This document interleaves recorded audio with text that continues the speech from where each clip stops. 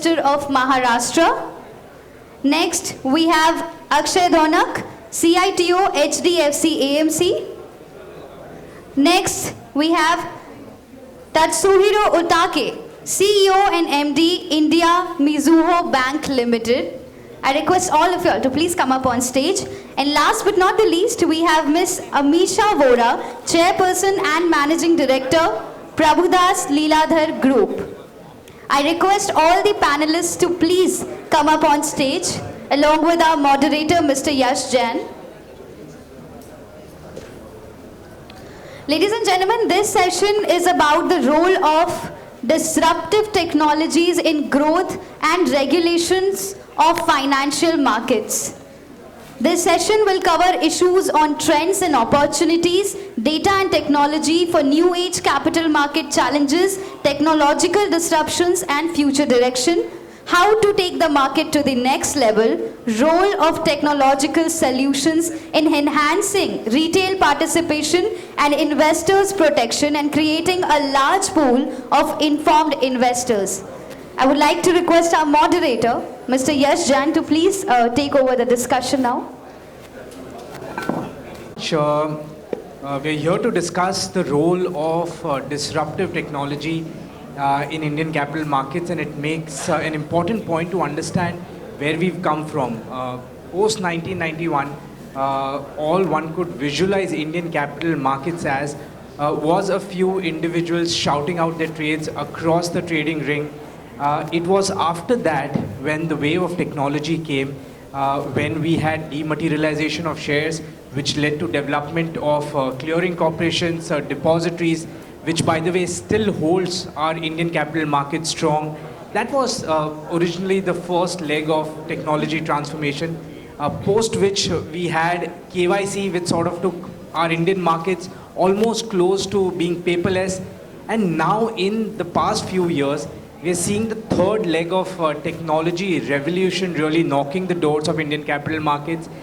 This new technology finds some of its application in things like T+1 settlement, like algo trading, quant trading, also the enhanced cybersecurity framework that we have. But the moot important question is that with this new leg of technology transformation, as we move towards India at 47, can India claim to have the most advanced capital markets in the world? That is something that we'll try to understand from our panel here, and it's my pleasure to really introduce the panel members that we have here. We have with us Amisha Vora, the Chairperson and Managing Director at Prabhudas Leeladhar. We have Tatsuhiro Otake, CEO and MD, India Mizuho Bank. We also have Mr. Anand Madia, Officer on Special Duty to Chief Minister of Maharashtra. And finally, Akshay Dhanak, the Chief Information Technology Officer at HDFC AMC. As far as the discussion is concerned, we'll start with the moot question itself. The point is capital markets today can never be seen in isolation. In the past, these markets have helped not just corporates raise growth funds, but they've helped India raise development funds. Now, the need for these funds is only going to accentuate as we move towards India at 47. But what I want to understand, and starting with Amisha, is that do you think the Indian capital markets today are ready to play the role which is expected out of them to give India its growth capital, which the government would look to raise from it as we move, as the requirement for this funds increases going forward? Good afternoon, everyone. This is one of the most relevant questions because the prime role that the market plays is it allows channelizing savings for ultimate growth in the economy, for funding and acting as growth capital. If you know, post-COVID, which was as such one of the most difficult period, but we had the largest number of IPOs coming in and highest amount of fundraising happening. No doubt it has its after effects in terms of volatility in stock price, but it does help economy as such to raise that capital and channelize and have multiplier impact in the economy. Now you said that whether we are ready, I would say that broadly, in terms of regulations, in terms of framework and environment, we are extremely ready. Because these kind of fundraise require more and more penetration. So if you see, while FIIs were selling single-handedly in India, we could really withstand and market could stand because the SIP money was regularly flowing in. It is this retail savings which we want to get channelized into markets. So for that particular aspect, we are ready. Also, regulators have shrunk the timelines substantially and regulations for IPOs, for how many days this money remains stuck. All that has been sorted out. So of course more can be done. And of course there is e-IPO now, so all the things have become paperless. So the channelization framework is very much ready. But as we know, markets happen always in cycles, so those fundraisings also will continue to keep coming in cycles.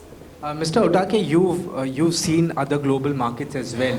Looking at the Indian markets today, how important do you think these markets have become from the point of view of growth capital coming for the country? And if you have to sort of peg the Indian markets as compared to the global markets, do you think these markets have become a serious contender which the government, the country can rely on when it comes to getting its growth capital out of? Hi, good afternoon everyone. My name is Otake. I'm from Mizuho Bank, Japan. I would like to shortly touch upon the reason why Japanese economy successfully grow in the past years, like 1970s, 1980s. The backbone of this economic growth was actually a bond market. So the long-term capital was supported by this bond market in Japan, so that a lot of corporate and institutional investors and individuals invested in these bonds, which were used to support the finances of infrastructure and such. And then now India is one of the most rapidly growing country in the world. And then even Japanese investors are very keen on investing in India. But in order to absorb those inflow of capital, it is ideal to enhance the infrastructure of the bond market and the equity market and such. So once this is arranged well, I'm sure that India will attract many kinds of institutional investors and individual investors around the world. Thank you so much. Let me just flip the same question to the panelists on my left. If you had to point out a couple of missing pieces as far as this puzzle of making a robust capital markets for growth capital is concerned, what would be those couple of missing pieces which are there? It just needs to be figured out and put them in the right place. Hi. Thank you for inviting me here. You know, getting straight into the point that you put, in my understanding, the financial markets, the regulatory, infrastructure, as well as, the platforms are all ready. In my understanding, what we need to do to get more people on board is try and ensure that more retail investors come on board. Today, other than prominent cities, how far do we have the penetration to go to tier 2, tier 3? How far does our penetration take us to the rural market? How far does our apps or our commerce platform let us go to the retail investors who maybe are the young? Today, India is the youth capital of the world. If we are going to become the human resource capital of the world, we want them also to participate in our financial markets and become financially independent. I think that is the missing piece that we need to address more. So leveraging the demography is what Absolutely. we need to look at. What do you think is the missing piece? I think there are nuances very specific to our country. There are three pillars of literacy that go into defining the effectiveness of the outreach, if you will. First is the basic literacy. I think this is an area where our country has been doing a phenomenal job, and I think we have been achieving the targets pretty well. The second facet is financial literacy, and this is an area where we have a long way to go. And I'm not just talking about the rural India, the resurgent India, I'm talking about all parts of our country. We have a lot of effort to invest in terms of getting this equation right. How do we make sure that we impart the financial literacy in a shape and form which is appealing to different demographics? It is appealing to the citizenry in the different languages, in the mode that they feel comfortable with, which is easy to access and easy to engage with. Most importantly, easy to continue the engagement with. And that's one area which we have to work upon. And the third pillar is the digital literacy. Now, we live in a brave new world. This is an area where we have a dual-edged sword as a tool available to us. How do we ensure that we are able to provide effective experience, engaging experience, and empowering experience to our citizenry in a way that they do not become vulnerable to some of the threat actors? Now, this is one area where we, the regulated entities and the broader participants have to come together and create an environment of trust. I think these are the three levers that we have to really strengthen. Now, one reason why we started, talking so much about financial markets and it reaching tier 2, tier 3 zones is also pandemic, and the role of technology cannot be ignored there. Amisha, I want to understand from you, as far as the pandemic period was concerned, it got many new investors. The numbers were unprecedented. And now, as life gets back to normal, we just cannot expect technology to just lose its role that it has played. What will it take for people who formalize this technology, introduce this technology, to remain that robust, that it continues to add people, new folios into the capital markets of India? So COVID, basically had two important aspects apart from the health issues. That A, you had time at your liberty, and B, your business was not sucking your capital. So both this triggered investment of time and investment of money, a huge influx of people into markets. But as we know, doing your own business and making money needs a lot of skill, needs a lot of time and attention. So making money from money also needs a lot of skill. So after the initial experience, I guess a lot of people are realizing that it's not as easy navigating the markets as one initially envisaged. And also, if you take the fundamental, we always say, is if you take more decisions, the chances of going wrong are more.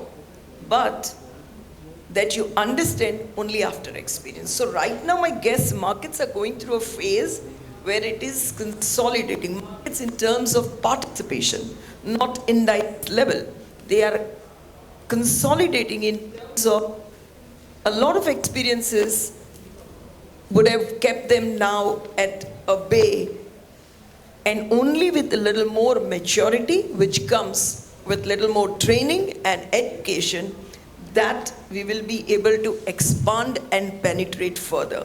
So as what some time back we were discussing, that to really penetrate to global levels of 32%, or in US maybe 42% of their population participate in financial markets or equity markets or bond markets, apart from FD, the root cause is that we'll have to start educating and making them understand.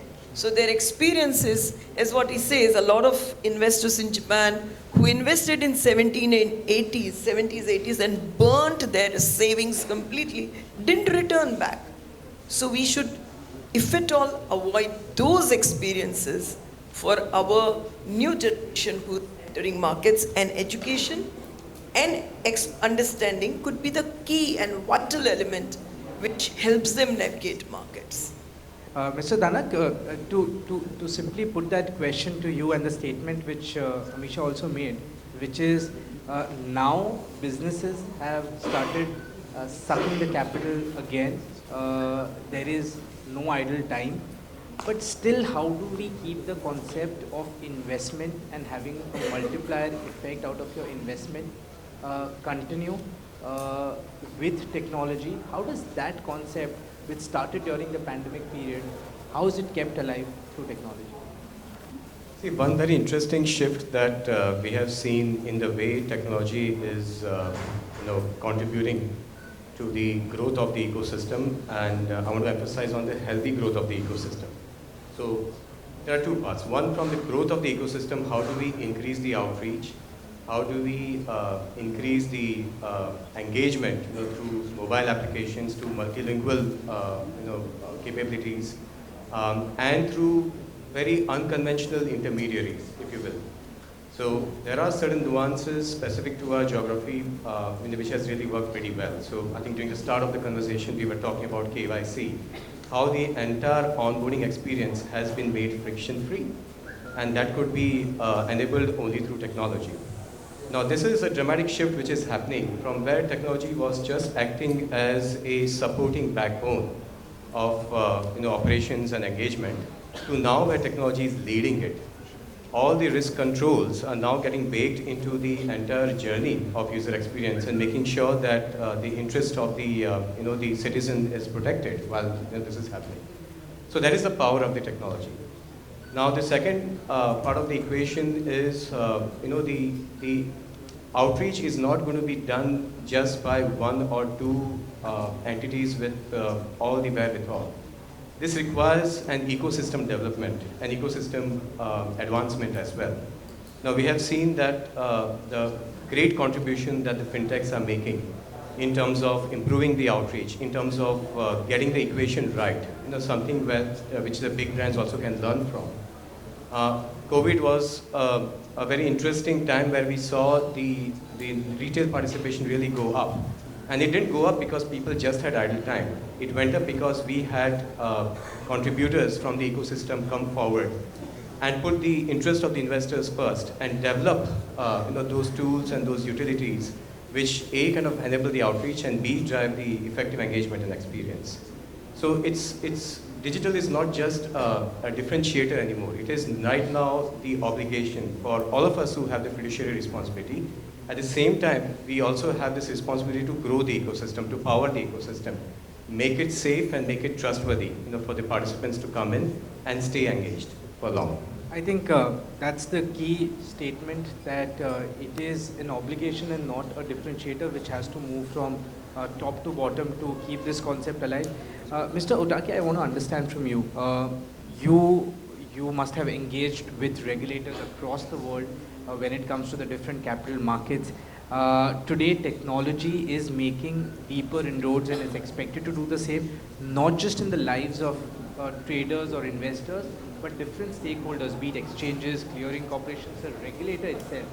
One question as you observe various regulators, as far as the Indian regulator is concerned, so far what has been your experience? Have they kept up pace with the kind of reforms which have taken place on the technology front?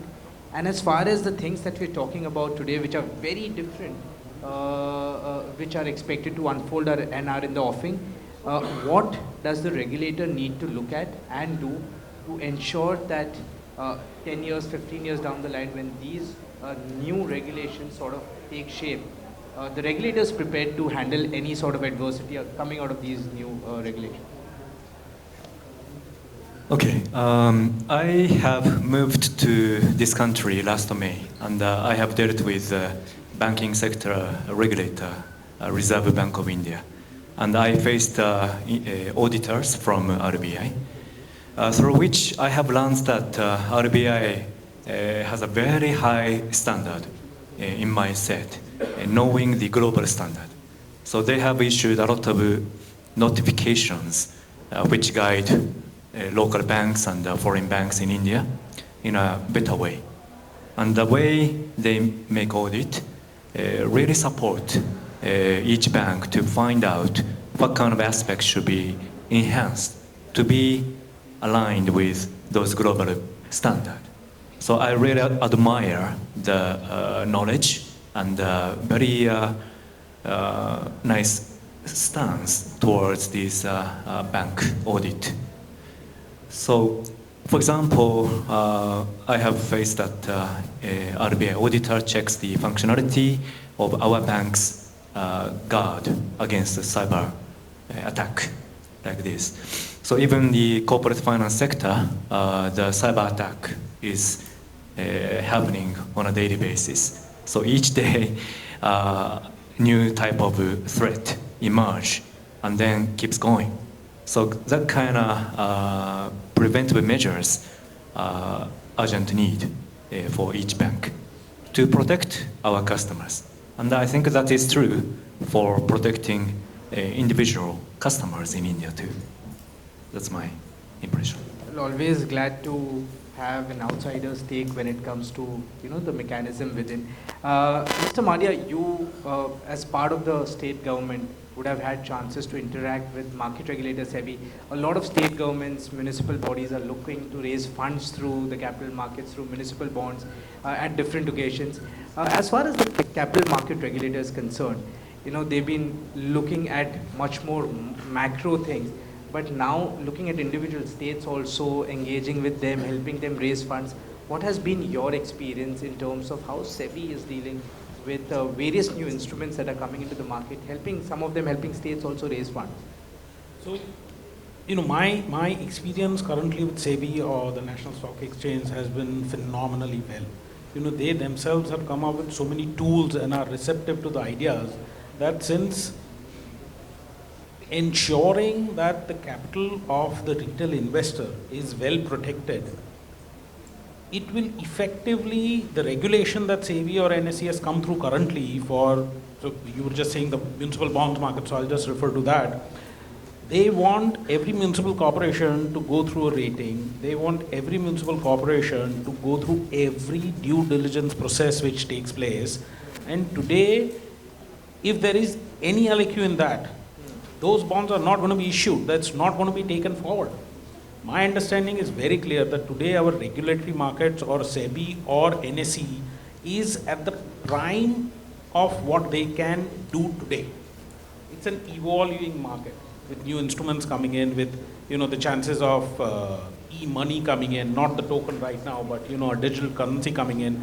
They are constantly on top of it. I myself, as a retail investor also, so putting myself out of the bracket where I am right now, I feel pretty confident in both of these organizations. That's quite assuring from the outside as well as from within. Mr. Danak, since you spoke about fintechs, you alluded to the kind of role that they play. Today, of course, the technology is synonymous to innovation, and the innovation has been largely spearheaded by a lot of these small, medium-sized fintechs bringing out innovative solutions. What I want to understand from you, considering what market regulator has done for these fintechs and encouraging them so far, the flagship out of it being the regulatory sandbox, what is your reading out of it? Regulatory sandbox, how would you rate that mechanism? Is it actually throwing out good innovations through regulatory sandbox? And apart from that, what else is required to ensure that a conducive atmosphere is created for fintechs to really pitch their solutions forward and good solutions come out of it? Absolutely. So I think I would start by mentioning one quote which I had read in the book authored by Peter Drucker, that when you really want to go to the next stage, you have to learn from the experiences of the peers in the other industry, not just confine yourself to where you operate and how you operate. Otherwise, you will not be able to drive any radical shift. And underlying that philosophy is the mindset which is required to be very, very open. When we talk about fintechs, these are the entities who really challenge the legacy way of working. Now, if you think from the way the technology industry has evolved, we used to be an era where organizations had small number of very large applications with very long shelf life.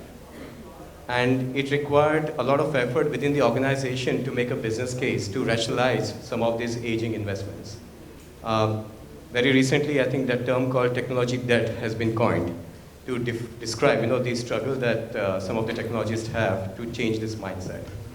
And what is the mindset now shifting to? Having large number of small applications with very short shelf life. And these applications are now changing into services. What it means, we are giving a choice. Now, this you try to marry with the fundamentals of a regulated environment. What is the fundamental philosophy driving a regulated environment? One, you protect the investor interest.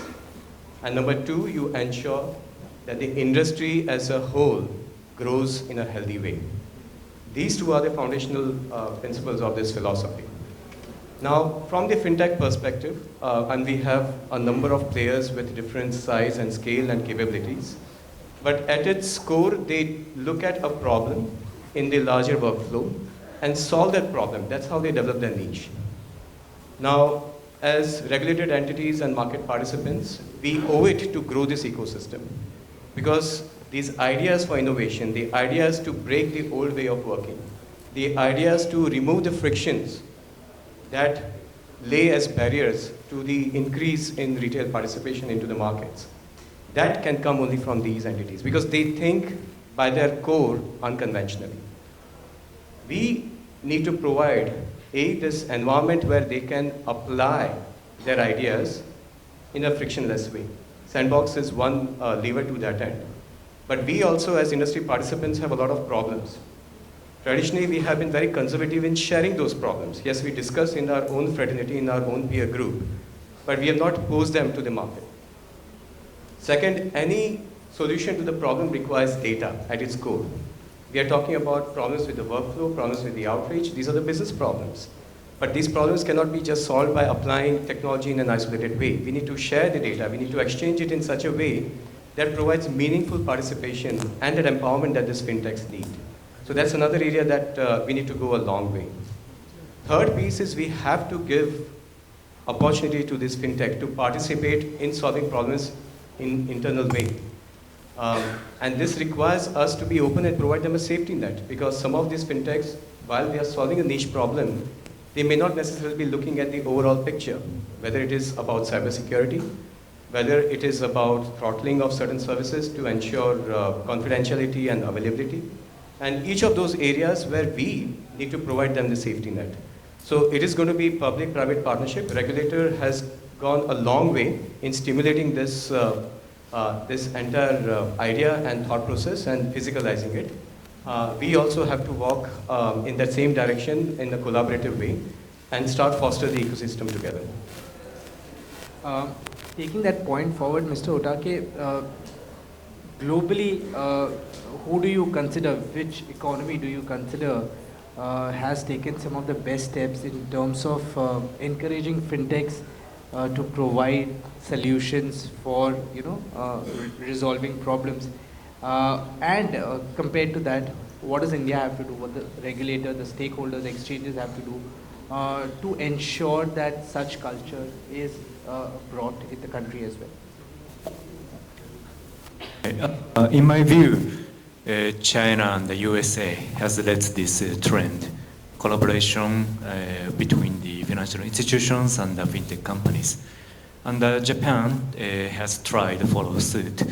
So for our bank, for example, we have dealt with many kinds of services provided by fintech companies. So we collaborate, opening up our system through API structure, and then providing different kinds of services which never existed in Japan to our Japanese customers, individual customers. And when I was working in Thailand just 2 years ago, Thailand has, government has promoted this trend too. There are a lot of fintech companies in Thailand which support local mega banks together. So, but in my view, India has a lot of potential to promote this trend by itself. There are so many talented IT experts in this country, and each year a lot of IT major students are generated. So I'm sure that India has a great potential in this aspect. One last question as we wrap up this first segment. Amisha, very quickly, what is that one biggest challenge that you see for Indian capital markets on the technology front? It's in the 10 to 15 years. What is that one biggest opportunity which you see? And how do you see these two converging? In pass on for the opinion. I wouldn't say it's the biggest challenge as such, but at say 6% penetration, either the large players face outrages or exchanges face. I think it's a solvable problem, but it is the first priority to solve. And as what we were discussing, we need to make it mandatory that if you cannot provide access at the regular time, which is determined, there has to be some charge for that. That also ensures that participants are not left at mercy of technology, because we want to do everything with technology, so we better invest in that. But I think it's a key change in trend that I see which will emerge. So right now, the technology which we are seeing is for reach and penetration. I think technology will advance quite a lot, and we will see that having huge impact on investments. So be it investments through algo, which is for trading purposes, or even investments through quant. I think these two trends will evolve hugely. Globally, it's seen that of the incremental investments, 70% is going into passive or quant-based. And in fact, the share of active investments has been coming down. And this has been accentuating year after year. In India, currently quant-based investments is very, very minuscule portion as compared to active. But the active managers are not in a position to generate an alpha. So that is going to be a very big trend change. As what we see, what is Tesla doing as compared to some of the other cars. It's not only EV, but it is trying to progress towards driverless car, which is the framework of investments which is working on data, reducing emotions as much as possible, is the key change in trend which we will see happening over next 25 years. Mr. Otake, according to you, the biggest challenge? Well, Good that it takes a lot of thinking, I'm glad.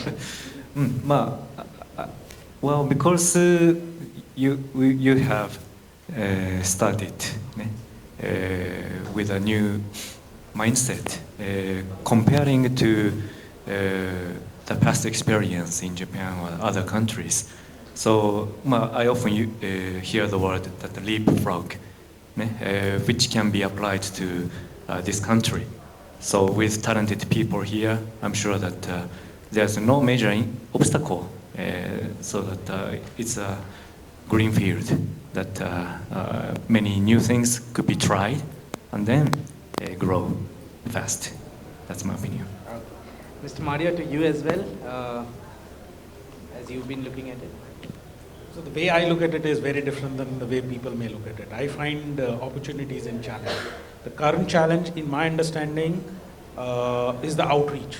Current challenge is that, as she put it, that if we have 6% retail investors, and internationally you have countries where you have 30, 35%, 40% investors, how do I get more people on board? If that is the challenge, how do you solve it? My opinion, the opportunity lies for everyone here in the capital market is to come out with tools, is to come out with options where you can reach the rural folk, where you can reach the youth, where you can reach, almost every nook and corner, because today India itself has got so much residue financial capital that if that money comes to the financial market, I don't think we need to rely on a lot of other places. today, using these technological interventions, if you use multilingual apps also, or if you use audio as a tool also for the person who has a visual impairity or something, getting on to just basic things of reaching out to people instead of just making apps for a certain sector, I think that would work great. All the people who are already in this field, in the apps, in the financial industry, if you just try and increase your outreach by maybe, adding on a vernacular medium to it, an audio medium to it, I think you'll see a lot of changes happening. I think that is the biggest opportunity of getting all these residue investors on board. Correct. Inclusion to the last mile. Absolutely. Irrespective. Absolutely. Mr. Danak, opportunity in challenge or challenge in opportunity? How do you? Two sides of the same coin. I think the mission statement that we carry in HDFC Asset Management is to be the wealth creator for every Indian. And it's a responsibility that we take very, very seriously. We see this as opportunity as well as a challenge to create a citizen scale infrastructure that builds trust. And more importantly, getting it right first time, every time. In an environment where trust is so crucial, when you go to the hinterland of our country and try to drive the active participation of the investors, we have the fiduciary duty to make sure that we empower them with all the tools, all the education, all the requirements that they would have to engage. And this is where we want to get this equation right, whether we talk about performance as it is there in the eyes of the beholder of our citizen. When we take a look at the availability, accessibility of the solutions that we provide or the outreach tools that we provide. The scalability, when an investor participates in the market, they expect the market to be functioning. And most importantly, security. That even with varied levels of digital literacy and financial literacy that might exist, we want to make sure that we do not engage or permit any activity to go around in an ecosystem, not just with one entity or the other, that impairs the trust. And that is what we have to work towards. And that's what kind of keeps us humble and always striving. Okay, glad. Let's dedicate the next 10 minutes to certain micro, small things which have sort of will come with the technology evolution that we are about to face and will be very important. You spoke about quant and algo trading, right? It has great potential to influence investor behavior today in the markets, but unfortunately, retail investors are still out of it. It's the large HNI investor or a large fund house brokerage which harnesses the technology. Retail, which has been a pillar of strength, is still largely out of it.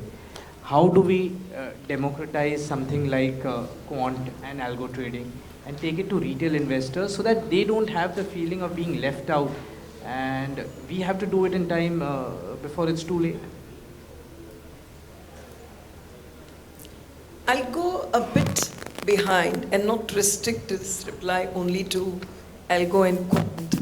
But, both of the other panelists emphasize the need to penetrate. And one of the key things that can help penetration is, like I'm a chartered accountant, I'm sure some of you are MBAs or from some field, but I think it should be first made mandatory that investments, as what he says, their motto of HDFC is to convert people's savings into wealth, and which is what we also keep saying. But investments, the nuances of investments, which of course includes mindset and then data, if we make it as a continuous subject across all fields of education, because anybody who earns has the need to put its savings to create wealth. So that can be a very grassroots level change which will enlighten across everybody that this is a must and how to navigate. But the second important thing which you are saying is how do we democratize algo? Quant is even further. So it comes with its own challenges. If you know right now, rather SEBI has banned that anybody who's operating algos to put their performances on their websites because it can unnecessarily lure people. So we are still in that very initial nascent stage where we have to figure it out that how do we do it the right way. You're right, it is restricted currently to very few who has mastered the art but they have to take permission of exchanges before they put any algos to use, even for their own selves. They cannot put it for use for others' money at this juncture. So it will be a gradual process of navigating this growth. I don't think we can immediately put it open because it will lead to many disasters. So we'll have to put a framework first and then make it open, as what you say, for retail investors. So do you concur in the sense that algos could work the other way for retail investors if just opened up and a framework is required? And also, I mean, another point is that it seems that of course it's an expensive operating mechanism. What could be the solution once the framework is also put to sort of make the end cost to a retail trader feasible so that he actually sort of comes into the foreground? Currently, the algos that are being used are all tools that may not necessarily have been developed by organizations or by startups in India. You know, I would want to encourage these fintech startups here to just look beyond the basket and come up with these algorithms themselves here. If they are, coded in India, we have the brain for it, then the cost for it will go down. And the more number of users come in, the more it's better. I'm sorry, I'm going to slightly disagree with your point that, with the framework set, I don't think you will see too many disasters. People learn from everything. Today with digital being as a part of our day-to-day living, I want to call this device as an extension to my hand, extension to my body. And because of that happening, we are all attuned to understanding what is happening. Today's youth or today's investor now also understands that, yes, I'm being led into a trap. You have a lot of influencers who might just go online and say something about it, while some people will get carried away. But then we as Indians have always been very frugal and very systematic and very understanding with how we spend the money. So I think with a framework set, if an algo trading option which is made in India is out and put there to public, then you will stand to benefit more. Yeah, absolutely. I completely concur with you. The framework is needed. Correct. I think moving towards that framework is important at this point of time. I want to touch upon another aspect with respect to the vulnerability that technology also gets, because it's important to talk about that also. The cyber attacks, right? I was recently at the cybersecurity war room of one of the exchange, and just the number was quite surprising. I was told that there are about 20,000 cyber attacks, small, big, mid-sized, within 24 hours on an exchange itself. I mean, we've seen instances of having outages, downturns, but Mr. Danak, what I want to understand is that the approach so far has been reactive. If this happens, then you move to a disaster recovery site. If this happens, then within this much time you have to have the system up and running. Is there any way that one can look at having a more preventive or a proactive approach to reduce these instances, rather than relying on the fact that if this happens, then this has to be done? Absolutely. So I think this is an onus that we all as entities in this vibrant ecosystem have to carry.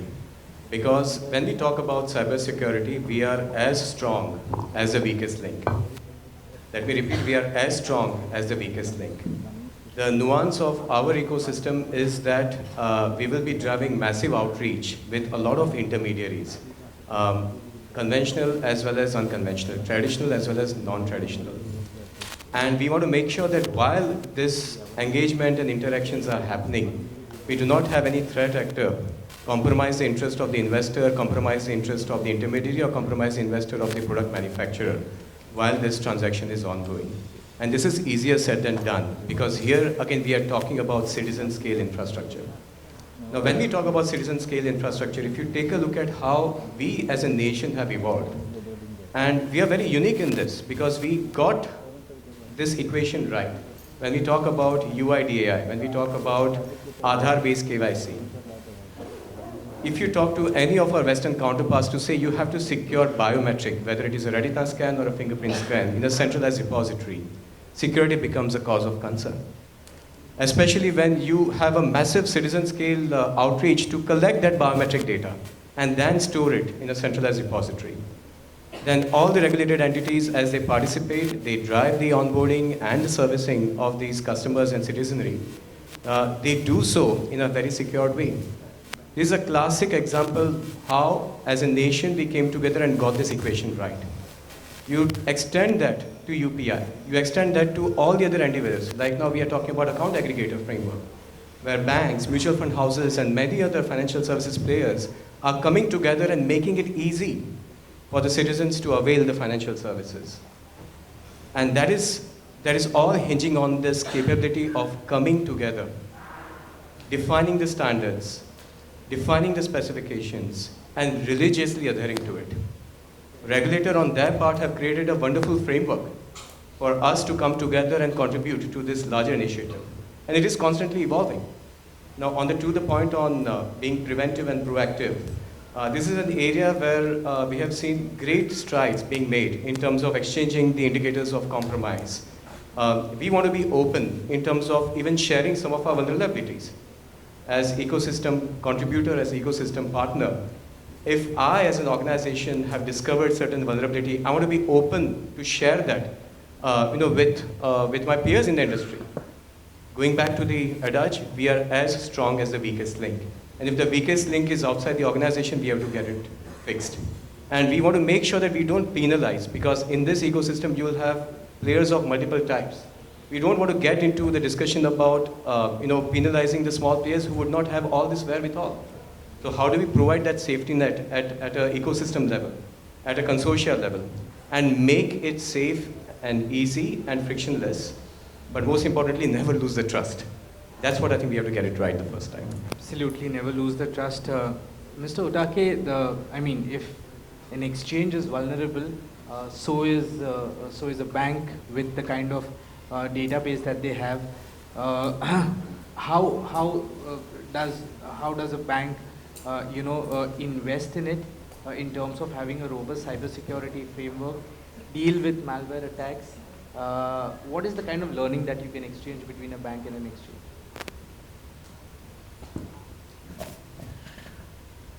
Yes, as Mizuho Financial Group, at each location in each country, we face such a large number of cyber attacks. So it's important to act as a team. So we share this emerging threat instantly among the group.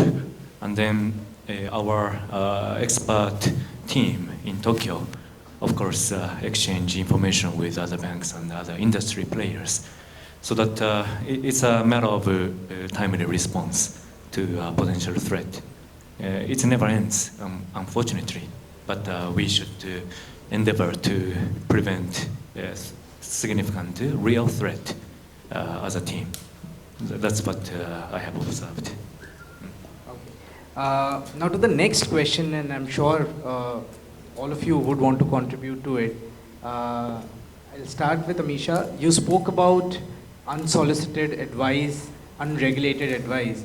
That is something that I wanted to touch upon as well. I mean, you put on your Instagram account, you scroll through reels. Out of 10 reels, you'll at least have 3 where somebody somewhere is either advising to sell some stock, to buy some stock.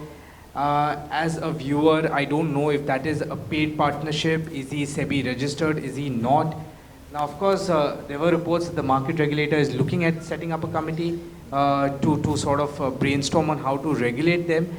But in your understanding, how should this aspect of the market be regulated, because it is very important.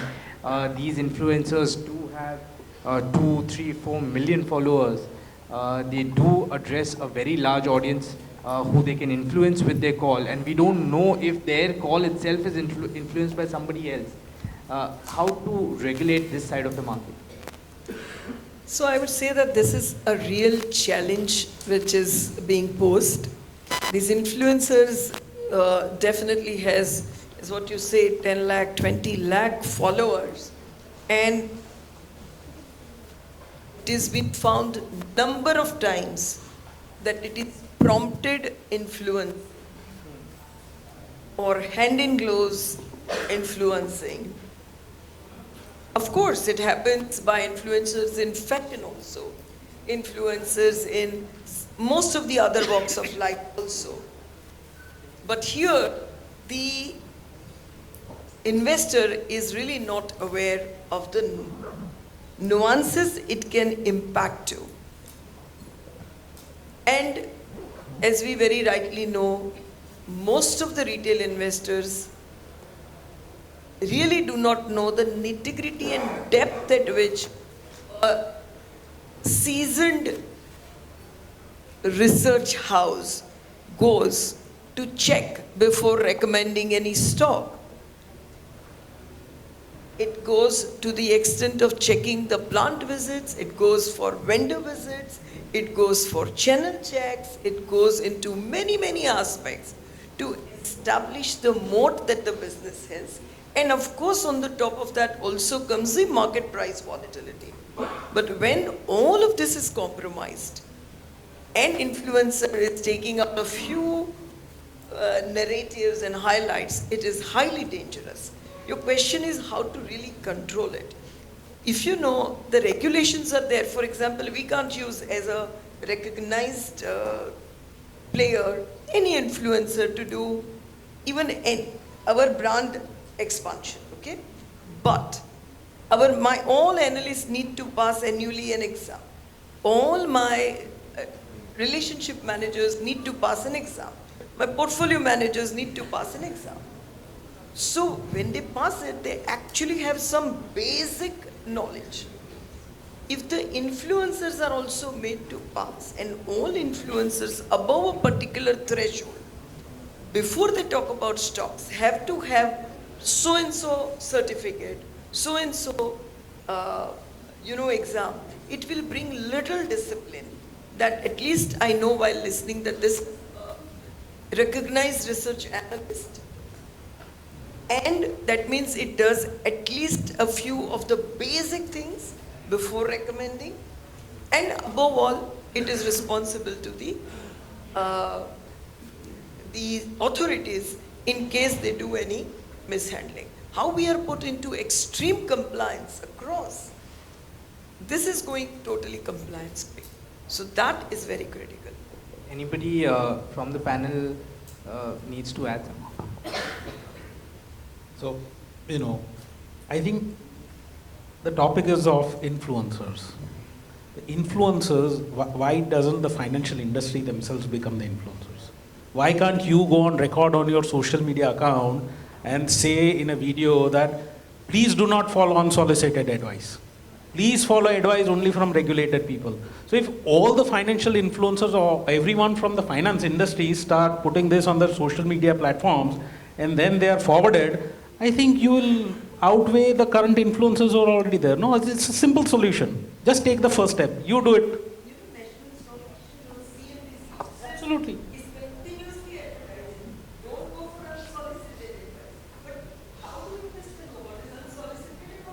No, ma'am. So I understand. Now what is happening is that the world is becoming very small, right? Everything is in, the fist of your palm. So today, vis-a-vis the influencers who have, like, as he put it, maybe 10 million, 20 million followers, whatever amount of followers, I think you have enough manpower in the financial industry itself to start becoming a positive influencers. I'm not saying you propagate your own company. I'm just saying you propagate the message as a part of your activity, saying that please do not follow unsolicited advice. That can be the first step. Yes, while Uh, I agree that some action should be taken on people who, give unsolicited advice and cause damage to people's wealth. But I think that's a long-drawn process. It'll be a long-drawn thing. People themselves also need to understand that would you put your investment or would you put your money just on somebody telling you? As you correctly put it, I might buy a shirt or, my kids might buy something of fashion or eat something, but I'm not very sure about money. I would like to put on record here, please do not follow unsolicited advice. Please do not look at influencers. Please follow the people who are a part of the industry and are a part of the regime. Sir, can I just tell you something? When you say retail investors, they don't even know, despite my all respects to them, that saving a little bit on brokerage and going into discount brokerage, what are they putting to risk? Their own savings. Why do they not need an advisor who's a learned, at least experienced, and working towards it? You want to save that brokerage and putting your savings into risk and navigate yourself? Would you really think that they know what is solicited and unsolicited? No, They want to save on brokerage? No. So that is the same reason I'm saying that if you have all the people of your office, of his office, and everyone here, I think people will start to understand this. It's worth a try at least. Absolutely. As much as I would like this very constructive debate to continue, but we've sort of exhausted the time given to us on this panel. A decade is a long time, especially in a sector, to understand the kind of changes that are in the offing. We've attempted to understand the reforms for the next 2.5 decades, about 25 years towards India at 47. Thank you so much, everyone sitting here, for the patient hearing. Thank you so much to all my panelists for the very valuable feedback. Thank you. Hello. Yes, Jan, for conducting the session. That was a very valuable session. Yes, you should allow the audience also to give some view. I'm just panelists talking about their discount brokerage and full paid brokerage. Absolutely. We'll take a few questions just because there are a few requests. If we can just pass on the mic. All right. We'll just take 2 questions because we're running sort of late, but we'll take 2 questions. Yeah.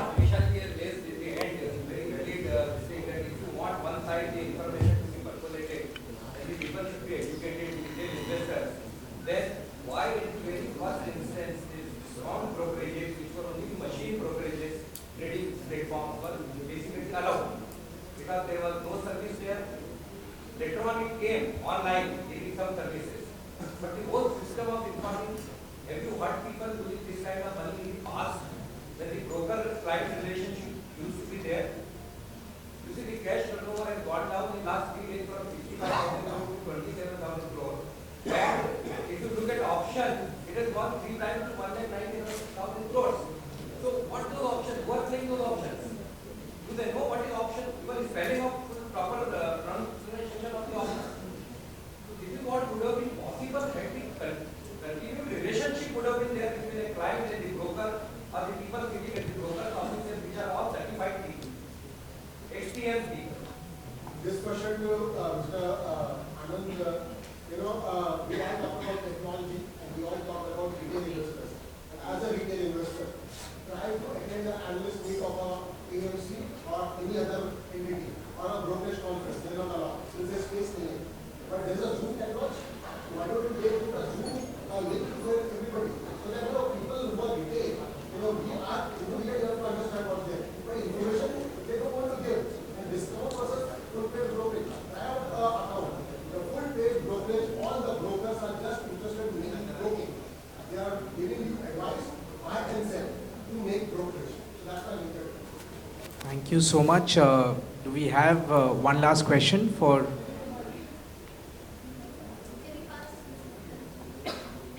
The mic there.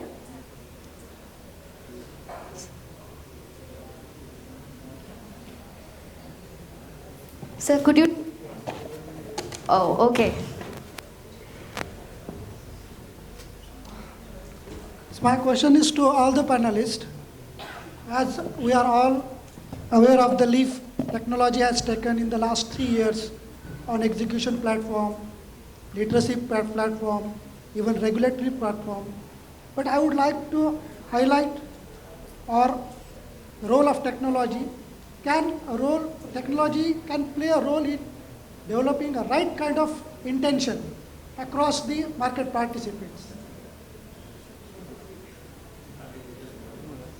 So is there any startup, AI, ML, who are working on that platform? That might be a unicorn. So if we solve this question, so no need to. He's asking, can it develop the right intentions out of To people? develop a right kind of a thought process or to mitigate the expectations of to the equilibrium, or you can have kind of a practical kind of returns. So I think there's no a cookie cutter approach to this or a right answer. Let me be very upfront because if I say this, it means I'm trying to spray paint the entire investor base into one profile, which never is the case. But what technology can achieve right now, and I think I'll just kind of keep it very succinct so that I can empathize with where you're coming from. One is we should be able to spend quality time to understand you as an investor. So without naming the names, if you see quite a number of banks would have this risk profiling as a module. And they will mandate you to go through this once every year. But it is a little curious scenario where they don't ask you more than 20 questions. In some cases, they ask you only 10 questions to develop your risk profile. And I have also observed in certain cases, the relationship manager influences how you answer a question to help you invest in a certain type of securities and what have you. So we have to understand these nuances that we are in an ecosystem where advisor plays a very key role. And that is not going to go away anytime soon. Now, how do you make sure that advisor is acting as a responsible advisor? You can replace that advisor with a technology. How do you ensure that the technology is responsible? So where we talk about robo-advisors or where artificial intelligence comes into picture, which is where we talk about a few things. Number one, we have to, as a technology, empower the investor to take the decision. We talked about financial literacy. It is easier said than done. Even colleagues, peers in Metro make mistakes. We all have been there. We have made some financial decisions, some financial choices, which we realize in hindsight could have been different. So we have to make sure that whatever decision that we make are educated decisions by the investors. And knowledge, financial literacy, financial education is one means to that end. It's not an easy problem to solve, which is where I started. It's something that we have to work upon. The second part is when algorithm is helping you, when an advisor is helping you. Of course, the advisor has certain polarized notions, certain biases, and that have been existing irrespective of the technology. But when technology is doing this part, we have to make sure that if it is artificial intelligence, it has to be transparent and explainable. We do not want to be in a situation where technology provides a black box, that an investor took a decision because the robo-advisor advised the investor to make an so-and-so investment. We want to make sure that that particular technology is explainable, and which is where some of the investor protection related frameworks will come into picture. I think as an ecosystem, we have to evolve to make sure that this advisory is responsible.